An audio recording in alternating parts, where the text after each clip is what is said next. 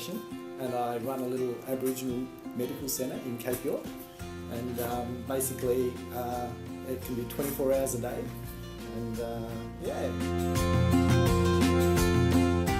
Okay, so I have some property. I have a real estate portfolio, and I was discussing with my group of friends how I could possibly diversify that portfolio, whether I bought another property or diversified into an alternate business.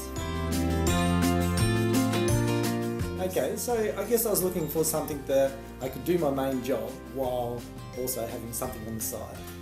So that was my sort of criteria in looking for something. So something that I could run possibly remote, not necessarily there all the time. And yeah, that was basically my area.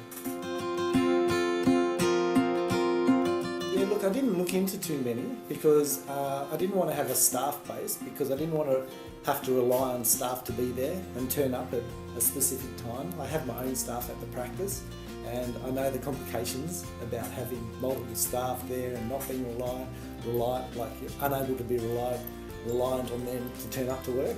And if I was doing my job, I couldn't actually take off and do that.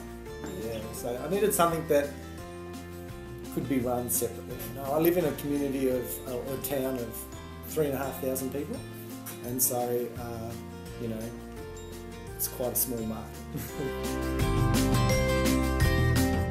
Yeah, so I was actually out on a 10-day fishing trip with my mates. 10 of my mates were all out, and we had 40-something bags of ice for 10 days.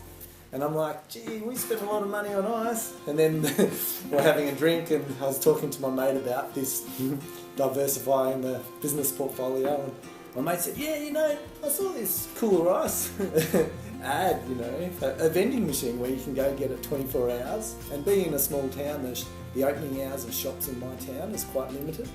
And so I thought that was a really, it was a no-brainer for me.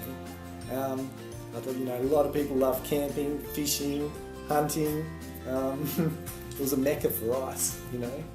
So, you know, the next week I spoke to my mate. I said, you know, are you interested? And he was busy with his own business plans. And so he said, no, but you go ahead if you're interested. And I gave Gary a call. And,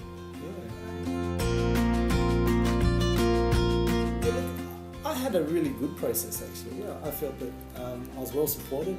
I was having issues finding the site, so we had a lot of consultation in the initial processes in trying to develop what works best, and that was really good, and the support there. And then negotiating the right price for a land, I found that was really well supported. I didn't know what the going rate was. I didn't know how to negotiate that type of deal, where I was actually able to get Gary to speak to the landlord and negotiate that price. So I found that really good. I definitely do, if you know in your area that you feel that ice is used, you know, it's used fishing recreationally. You know, people use fridges in their cars quite often these days. But if they're going out boat, then you know, ice is generally the only form of fish. So fishing, you know, everyone loves a drink on ice.